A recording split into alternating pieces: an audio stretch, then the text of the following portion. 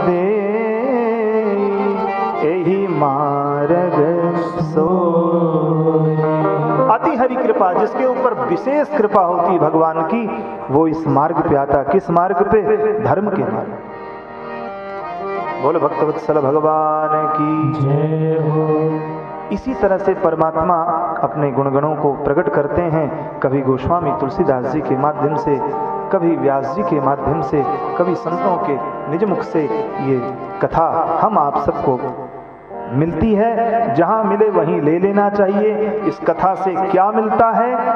रामचरितमानस में मानसकार कहते हैं, जे सकाम नर सुनहि जे गावहि, जे सकाम नर सुनहि जे गावहि, जे सकाम नर सुनहि जे गावहि, जे सकाम नर सुनहि जे गावहि, सुख संपत्ति ना विधि पावहि, सुख संपत्ति ना विधि पावहि, सुख संपत्ति ना विधि पावहि, सुख संपत्ति ना विधि पावहि।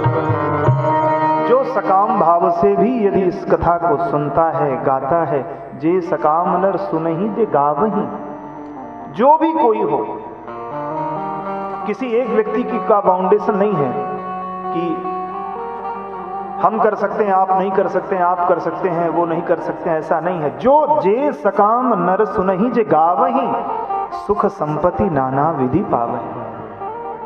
क्योंकि हम लोग सुख की ही कामना के लिए हर चीज करते हैं, स्वार्थी हैं, मनुष्य हैं, म्रियमाण शरीर है, तो स्वाभाविक बात है अपने स्वार्थ की ही बात सोचेंगे। गोस्वामी बाबा कहते कोई बात नहीं है, आप अपने स्वार्थ से ही सही, लेकिन इस परमार्थ के परम पथ पर एक भी पैर रखेंगे तो आपकी सारे स्वार्थ पूर्ण होंगे और परमात्मा तो मिलेंगे ही मिलेंगे, आपके यहाँ मंगल होगा। इसलिए कहा क्या? मंगल करनी कलिमल हरनी तुलसी कथा रघुनाथ की, मंगल करनी कलिमल हरनी तुलसी कथा रघुनाथ की, गतिपूर कविता सरित की, ज्यों सरित पावन पात की, गतिपूर कविता सरित की, ज्यों सरित पावन पात की, ज्यों सरित पावन पात की, ज्यों सरित पावन पात की। ये मंगल को करने वाली है, अमंगल को हरने वाली है। आपके जीवन में जितने भी अमंगल आ रहे हैं उनको हरने में राम कथा का एक अक्षर ही पर्याप्त है। बोलो जय सिया राम। जय श्री। ये मैं नहीं कह रहा हूं कि कहिए पंडित जी व्यास जी कह रहे हैं, ऐसा नहीं है, ये शास्त्र कह रहा है। श्रीमद् गोस्वामी तुलसीदास जी ही नहीं बल्कि श्रीमद् वाल्मीकि रामायण में स्वयं श्रीमद् वाल्मीकि जी कहते हैं क्या? जब आप राम रक्षा स्तोत्र पढ़िए तो पहला श्लोक क्या है? चरितम रघुनाथस्य शतकोटि प्रविस्तरम एकैकक्षरम पुंसाम महापातकनाशनम। एकैकक्षरम पुंसाम महापातकनाशनम। चरितम रघुनाथस्य, रघुनाथ जी के चरित्र 100 करोड़ श्लोकों में है, उनमें से एक ही अक्षरम पुंसाम, एक अक्षर भी मानवों के जीवन को पुण्यमय बदलने के लिए पर्याप्त है। एक ही अक्षरम पुंसाम महापातक नाशनम। पातक नहीं, बड़े से बड़े पहाड़, पातकों के पहाड़, पर्वत आदि भी सब दग्ध हो जाते हैं भगवान की इस राम कथा के एक रा कहने से। इसलिए बीच बीच में हम लोगों को बोलना चाहिए प्रेम से। कभी कोई अवसर मिले तो राम कथा, कृष्ण कथा अथवा भगवान की रामार्चन पूजन कुछ न कुछ करते रहना चाहिए। इससे जीवन में परमात्मा के प्रति समर्पण बनता है और जब परमात्मा के प्रति समर्पण बनता है, परमात्मा की ओर जैसे ही सन्मुख जाने की ओर आप सोचते हैं, गोस्वामी तुलसीदास जी स्वयं राघवेंद्र सरकार अपनी सभा के बीच में कहते हैं कि जो मेरी तरफ एक बार देख भी लिया उसका मैं क्या करता हूं। पूरे सभा के बीच में कहते हैं ठाकुर जी, सन्मुख होई जीव मोहि जन्म कोटि अघना सन्मुख होई, मेरे ओर सन्मुख हो जाओ, मत कहीं जाओ आओ, एक बार मेरी ओर मुड़ तो जाओ। अभी तक हम भोगों को आंख फाड़ के दौड़ते थे, कैसे कैसे ये मनुष्य शरीर केवल आपको जीने के लिए नहीं, जीने के साथ साथ में सलीके से जीने के लिए, औरों को भी सही रास्ता पे लाने के लिए, औरों को भी सही मार्ग दिखाने के लिए मिला। ये मानव जन्म ऐसे नहीं मिला है कि आप स्वयं बस पेट और प्रजनन के लिए आपको मिला, नहीं नहीं, ये तो जानवर भी कर लेते हैं, ये तो कोई भी कर लेता है, लेकिन भगवान के जीवन में आपको जब ये मनुष्य जीवन मिला है तो ये बड़े भाग से मिला। इसके लिए करोड़ों करोड़ों जन्म तक जीव जब परेशान हो जाता है, कैसी कैसी योनियों में जाता है। कभी पशु बना तो किसी ने ईंट पत्थर मार दिया तो अंधा हो गया, तो बैल बना, किसी ने ला करके कोई गाड़ी चढ़ा दिया, वो परेशान हो गया, कहीं से गिर गया, चोट लग गया, वो पक गया, उसमें कीड़े पड़ गए, वो बिलबिलाने लगा, तड़पने लगा। फिर पेड़ बना तो आरे से काटा गया, पत्थर बना तो रास्ते में जो भी पाए वही उसने ठोकर मारा। पशु पक्षी बना, कैसी कैसी यातनाएं जब हम जीव लोग भोग लेते हैं, तब परमात्मा द्रवित होता है। तब कहते हैं कबहू कर करुणा नर दे दिए तई सबिनु है तो सनेही, कबहू कर करुणा नर दे। कभी करुणा करके परमात्मा ये नरदेह देता है, ये मनुष्य शरीर देता है। कभी बड़ी करुणा, थोड़ी मोड़ी नहीं, करुणा करके ही हम शरीर पाते हैं। और जब जन्म में रहते हैं, गर्भ में रहते हैं, तब तो परमात्मा से माँ के गर्भ में उल्टे लटक करके हाथ जोड़ के प्रार्थना करते हैं, परमात्मा आप मेरी रक्षा करो, मुझे इस गर्भ से बाहर कराओ। क्योंकि जन्मत मरत दुसह दुख होई, जन्म लेते समय और मरते समय बड़ा दुख होता है, असहनीय कष्ट होता है।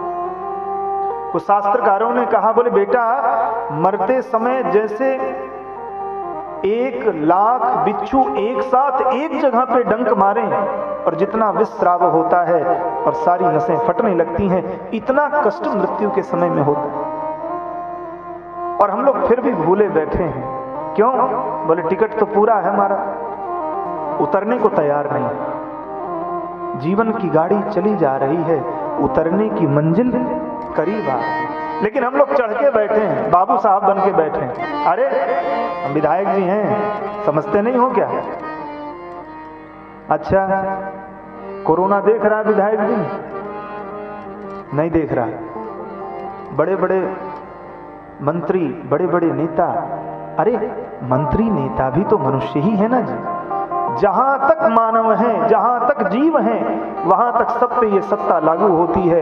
परमात्मा का भजन करिए, अन्यथा आप जहां हैं वहीं आपकी गति रुक जाएगी। तो क्या होगा? फिर इसी पुनरपि जन्मम पुनरपि मरणम पुनरपि जननी जठरे शयनम, फिर इसी जीवन में आना होगा। पता नहीं ये मिलेगा भी कि नहीं मिलेगा।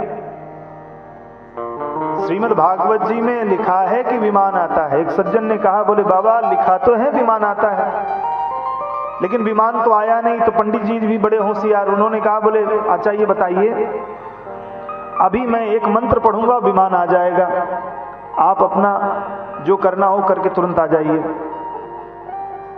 जो प्रश्न पूछा कि बोले बाबा लिखा तो है विमान आता, कैसी भागवत की, ये विमान तो आया नहीं।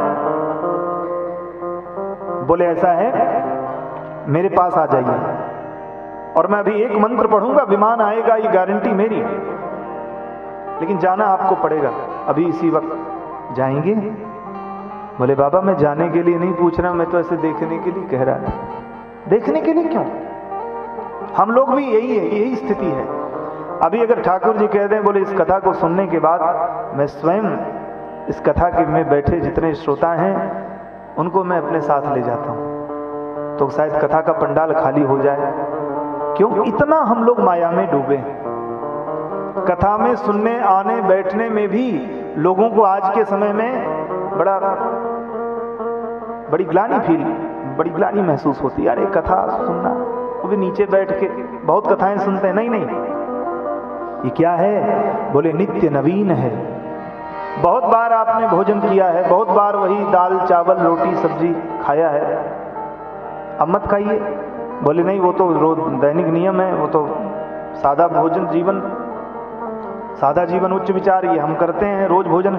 जब आप रोज भोजन करते हैं, रोज जल पी सकते हैं, तो आप रोज भगवान का भजन क्यों नहीं कर सकते? इसका एक भी कारण हमको बताइए।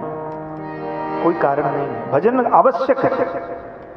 जिसके जीवन में भजन नहीं, उसका जीवन बिल्कुल अधूरा है, खाली, कुछ जाने वाला नहीं है। रुपया पैसा कौड़ी, ये मकान दुकान, हम आपके बंधु बांधव, ये जितने भी माया द्वारा प्रसारित परिवार है, कुछ नहीं जाएगा। गोस्वामी जी ने कहा क्या? रामचरितमानस में वर्णित, तन धन भवन सुहृद परिवार। हमारे द्वारा किया गया, अर्जित किया गया धन, बनाया गया मकान, खरीदी गई जमीन, उत्पन्न की गई संतान और आई हुई धर्म पत्नी भार्या, कोई साथ जाने वाला नहीं। जननी और जनक भी नहीं साथ जाएंगे। क्या जाएगा?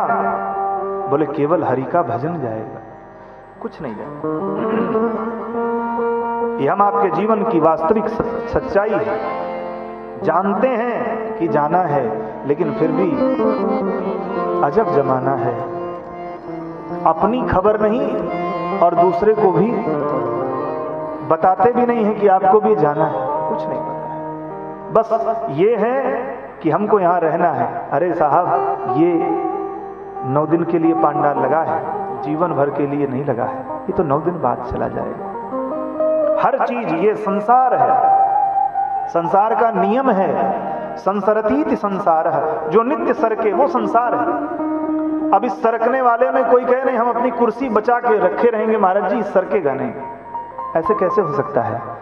कुर्सी भी जाएगी, आप भी जाएंगे, आपका पद भी जाएगा, आपके पद के मालिक भी जाएंगे, सब चले जाएंगे। कोई यहाँ रुकने नहीं आया है। ये तो नित्य सरकने वाला संसार है।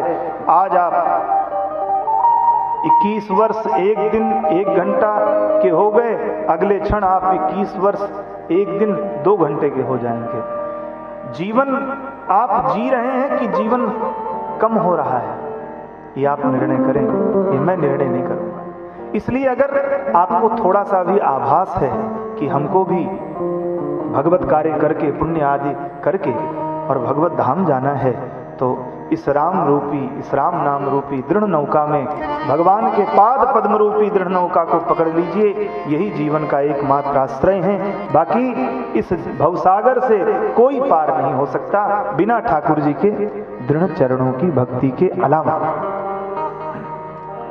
ये मैं नहीं कह रहा हूं, संतों ने ऐसा कहा है, और ये जितने भी पुराण हैं उनका सार है मानस। ये मिक्स फ्रूट जूस है, सभी रस इसमें है। इस रस को जो पिएगा वो बेरस नहीं होगा, वो नीरस नहीं होगा, वो सरस हो जाएगा, वो सुर में हो जाएगा, वो असुर नहीं होगा, वो सुर में हो जाएगा। जैसे कोई वाद्य यंत्र है, अब अगर वो बेसुरा हो जाता है तो खराब लगता है, बजता है खराब लगता है। ढोलक उतर जाए और बजाइए तो कितना खराब लगेगा, तबला उतर जाए तो बजाइए कितना खराब लगेगा। इसी तरह से, और जब इसको कोई संगीत का जानकार इसको स्वर में पिरो देता है तो यही तबला भगवान के कीर्तन में कितना मधुर बजता है, यही हारमोनियम कितनी मधुर बजती है। उसी तरह से हमारे जीवन की उतरे हुए साज को स्वर में मिला दे, वही तो भगवत कथा है, वही तो संत हैं, वही तो गुरु। हमारा जीवन नीरस से सरस हो जाए, यही हम लोगों को, आप लोगों को करना है। और इस सरस कथा में आइए प्रवेश करें। बोल सियावर रामचंद्र भगवान की जय हो। हम लोग माया के खूब साजो सामान इकट्ठा कर लिए हैं, लेकिन माया के साजो सामान से कुछ होने वाला नहीं है।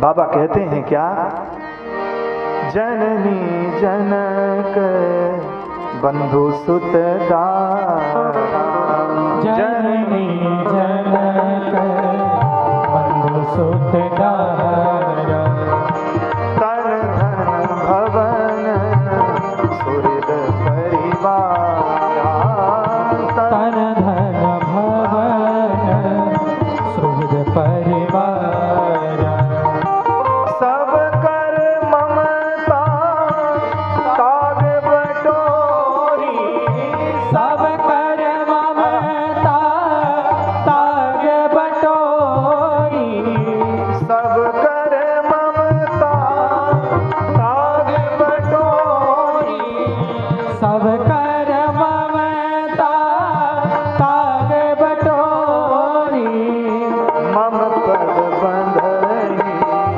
पाग भर दो, माम परिभजनी माम भेजो, माम परिभजनी माम भेजो, माम परिभजनी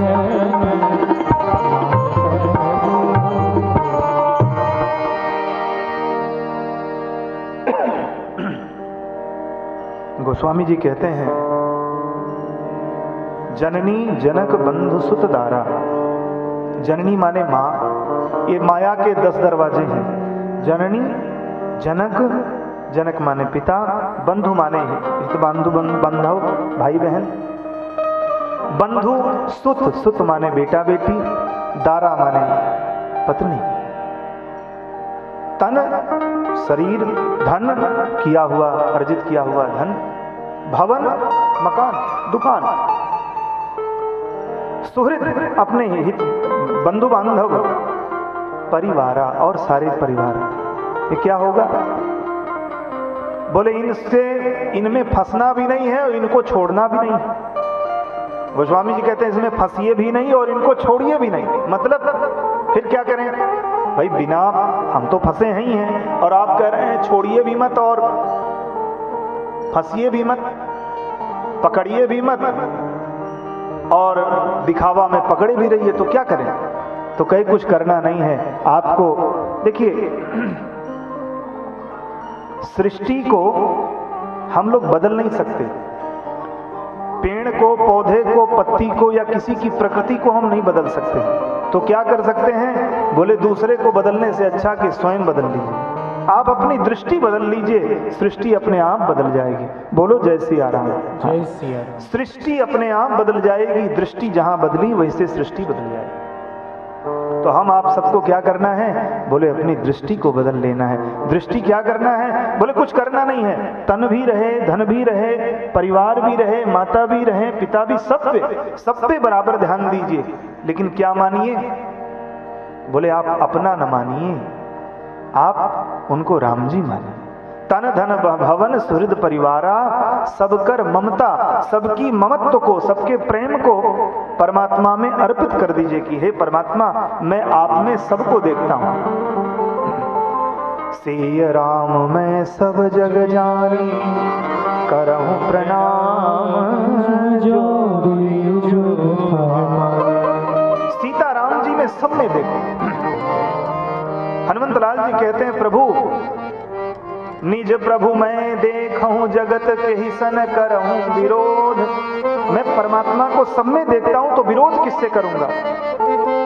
इसलिए हे सरकार, आप कृपा करिए, हम सब में आपका दर्शन करें। हमें तो सीताराम जी से प्रेम है, हमारे जीवन में श्री सीताराम जी मिलें, ऐसा भाव आना चाहिए। तो कहने का मतलब ये है कि हम लोग क्या करें? बोले बेटी में भी राम जी का दर्शन करें, पिताजी ने भी राम जी का दर्शन करें। पिताजी ने डांट दिया तो बोले राम जी आज नाराज है। सीता माता जी ने तो बोले राम जी आज मुझसे कोई कमी हुई होगी तो राम जी नाराज है, ठीक कर लेंगे। ये भावना हो जाए तो महाराज परमहंस स्थिति हो जाए। फिर तो परमात्मा कहते हैं जो मेरा हो जाता है, जिसके गले में तुलसी की माला और मांग में सिंदूर यानी तिलक जिसके माथे पे लग जाता है, उसका मैं भरण पोषण करता हूं। ठाकुर जी ही उसके भरण पोषण करता हो जाता है, कोई और नहीं। ये साक्षात शास्त्रकार कहते हैं क्या, सक्रदेव प्रपन्नाय तवस्मीति याचते अभयं सर्वभूतेभ्यो अभयं सर्वभूतेभ्यो ददामि तद व्रतम मम। ये मेरा व्रत है, ये मेरी प्रतिज्ञा है। मैं उसको सभी प्रकार से के कष्टों से, सभी प्रकार के भूतों से, सभी प्रकार के रोगों से निवृत्त कर देता हूं, उसको अपनी शरण में ले लेता हूं। वो मेरा है, इतना मान ले। केवल आपको मानना है, कुछ करना नहीं है, केवल मान लीजिए हम राम जी के, राम जी हमारे। हम राम जी के, राम जी हमारे हैं। जिस दिन जीवन में आ गया तब अस्मि, मैं आपका हूं, मैं आपका दास हूं, आपके चरणों का दास हूं। बड़े भाव से, प्रेम से ठाकुर जी के चरणों में जाइए और जैसे ही ये मानेंगे वैसे ही आप नहीं रहेंगे, आपके परमात्मा के प्रिय पुत्र हो जाएंगे और आपका सारा काम उसका हो जाएगा, आप संत स्वरूप हो जाएंगे। यही तो करना है, नव दिवस में यही करना है कि हमको अपने मान को छोड़ करके, झूठा अभिमान है इसको छोड़ करके और बिल्कुल निराभिमान हो करके मन को निर्मल करके परमात्मा की श्री चरण में आइए और ठाकुर जी आपका मंगल करेंगे ही करेंगे, क्योंकि वो मंगल भवन है। जब मंगल के भवन में प्रवेश करेंगे तो आपका मंगल होने से कोई रोक नहीं सकता। बोलो जय सिया राम। जय सिया राम। प्रेम से बोलो जय सिया राम। जय सिया राम। मंगल के भवन में जाएं कैसे, उसके लिए गुरु की प्रेरणा आवश्यक है। कोई मार्गदर्शक होना चाहिए कि मंगल भवन कैसे मिलेगा, तब गुरु की आवश्यकता होती है। गोस्वामी तुलसीदास जी 7 श्लोकों में वंदना किए हैं, आइए हम सब लोग भी दर्शन करते हैं। वर्णानां अर्थसंघानां रसानां छन्दसामपि मंगलानां च कर्तारौ वन्दे वाणी विनायको। भवानी शंकरो वन्दे श्रद्धा विश्वासरूपिणो याभ्यां विना न पश्यन्ति सिद्धा स्वान्तस्तमीश्वरम्। वन्दे बोधमयं नित्यं गुरुं शङ्कररूपिणं यमाश्रितो हि वक्रोऽपि चन्द्रः सर्वत्र वन्दते। श्री सीता राम गुणग्राम पुण्यारण्य विहारिणो वंदे विशुद्ध विज्ञानो कवीश्वर कपीश्वर। बड़ी सुंदर वंदना। वर्णानाम अर्थ संघानाम, जो वर्णों के, अर्थ संघों के, रसों के, छंदों के एवं मंगलों के करने वाले हैं, वो मंगल मूर्ति गणेश जी की वंदना करते हैं।